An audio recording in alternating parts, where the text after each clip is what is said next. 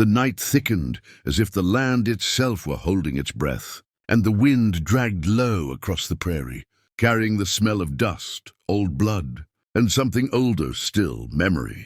The gang did not ride away. They stood frozen in the lantern glow, eyes locked on the Cherokee mark carved deep into the rancher's door, a symbol not made for decoration, but for warning. Its lines cut with purpose, each groove telling a story of oath and consequence. The loner rancher, Elias Crow, stepped fully into the light now, tall and unhurried, his face lined not by age alone, but by years of watching and waiting. His rifle rested easy in his hands, not raised, not lowered, as if violence were a language. He spoke fluently, but preferred not to use, unless the land demanded it. One of the gang members swallowed hard, the sound loud in the silence, because every outlaw in these territories had heard the stories whispered in saloons and jail cells, stories of men who bore the protection of the Cherokee mark, men bound by ancient alliances that stretched beyond one life, beyond one fight. The leader of the gang, a scar-faced brute called Hollis Pike, forced a laugh that came out thin and brittle, but even he did not step forward. His eyes flicked from the door to Elias's face, searching for doubt and finding none. Elias spoke then, his voice calm, steady, carrying the weight of a man who had buried too many friends and learned that fear was a luxury. He told them they had made a mistake long before they rode onto his land, that the mark was not a threat but a reminder, and that reminders had a way of becoming lessons. The wind rose, fluttering coats and stirring dust, and for a moment the gang swore they heard something else beneath it. Drums, distant but real, echoing from the dark hills. One man backed his horse away without realizing it, eyes wide, breath shaking. Elias took one slow step forward, boots crunching on gravel, and the lantern light revealed scars along his hands. Old burns and cuts that spoke of battles survived rather than won. He told them he lived alone because the land demanded respect, not because he lacked allies. And he gestured slightly toward the hills where shadows seemed to move with purpose. The gang felt it then, the pressure of unseen eyes, the sense that crossing this line would awaken forces they could not outrun. Hollis Pike spat into the dirt, pride warring with survival, and finally jerked his chin, ordering his men back. They mounted in silence, no curses, no threats, just the sound of leather and hooves retreating into the dark. Elias watched until the last echo faded, then turned, placing his palm against the Cherokee mark, as if greeting an old friend. The night exhaled. Somewhere far off an owl called, and as the camera of this story lingers on the door, the mark, and the man standing guard over a legacy written in blood and honor. Remember this, stories like these live because you keep them alive. If you want more powerful tales of mystery, courage, and untold history of the Wild West, don't forget to subscribe to the channel, because the story of Elias Crow, the Cherokee mark, and the reckoning it promises is far from over. Dawn came slow and gray, as if the sun itself was cautious about rising over Elias Crow's land, and the mist clung low to the grass, where the gang's horses had stood hours earlier, their fear still hanging in the air like a scent animals could sense. Elias had not slept. He sat on the porch with a tin cup gone cold in his hand, eyes fixed on the horizon, because he knew men like Hollis Pike did not retreat without nursing the wound of humiliation, and wounded pride was more dangerous than bullets. As the light strengthened, memories rose uninvited, of a Cherokee woman with iron in her gaze who had once pressed that mark into his life, of a promise made beside a dying fire after soldiers burned her village, of how she had saved him when he was nothing but a half-dead, a drifter bleeding into the dust. She had carved the symbol herself into his door years later, her hands steady despite the tremble in her breath, and telling him it was not magic but memory, not protection but responsibility, binding him to a people who watched even when unseen. By mid-morning the land stirred wrong, birds lifting too fast, cattle shifting nervously, and Elias felt it in his bones before he saw the dust line on the far ridge. Riders, More of them this time, moving hard and careless, anger driving them faster than sense. Hollis Pike had come back with reinforcements, men who laughed too loud and believed numbers could drown legends. Elias stood, rolling his shoulders once, and reached behind the door, pulling free a bundle wrapped in faded cloth.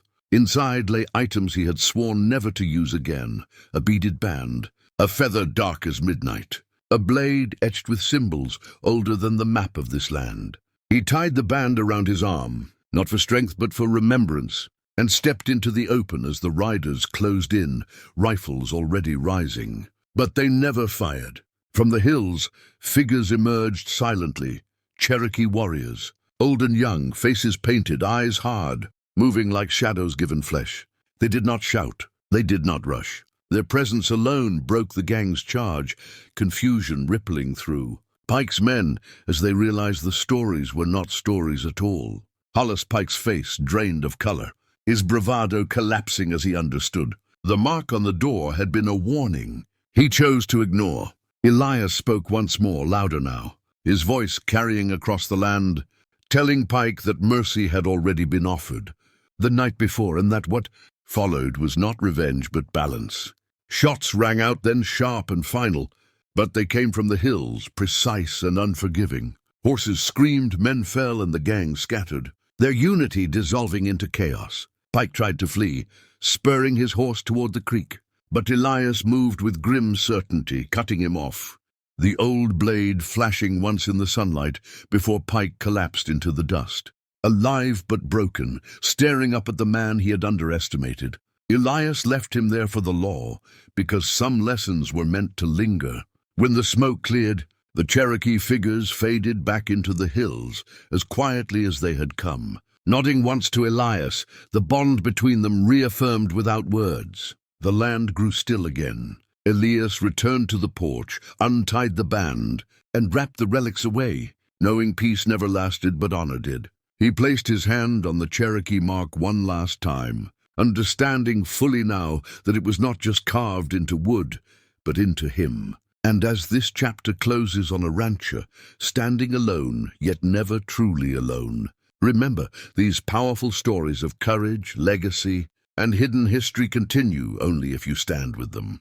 Subscribe to the channel for more gripping Wild West tales where legends breathe, silence speaks, and every mark has a meaning.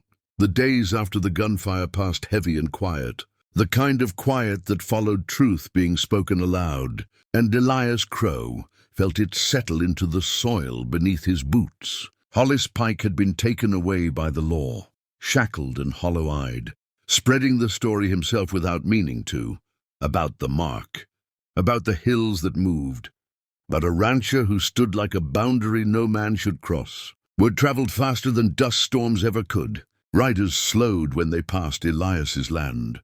Strangers tipped their hats from a distance. Even the animals seemed calmer, as if the prairie itself recognized balance had been restored, at least for a time. But peace, Elias knew, was never an ending, only a pause granted to those who respected it. One evening, as the sun bled red across the sky, a single rider approached without dust or haste, a woman wrapped in a faded shawl, her posture straight despite the miles behind her. Elias recognized her before she spoke, not by face but by presence, the same unbroken strength he had seen decades ago in another pair of eyes. She was Cherokee, kin to the woman who had once saved his life, and she carried news meant only for him.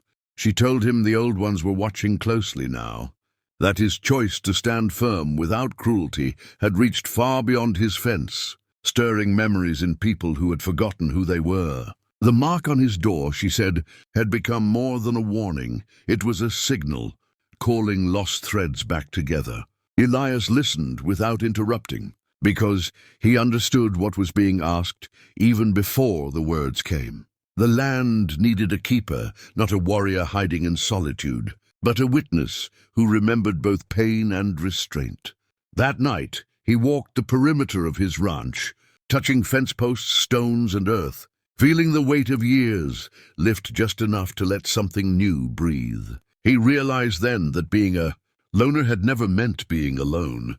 It had meant preparing, At dawn, he opened his gate wide for the first time in years, not as an invitation to trouble, but as a sign that fear no longer ruled this place. Children would come, stories would be told, and the mark would remain, not carved deeper, but understood more clearly. As Elias stood there, watching the light stretch across the plains, he knew legends were not born from violence alone, but from choices made when violence was possible and refused. And as this chapter closes, remember this truth: stories like Elias Crow's survive only when they are shared. If you want to keep hearing powerful tales of honor, hidden history, and the Wild West's untold soul, make sure you subscribe to the channel, because the Mark has more stories to tell, and the land is not finished speaking yet.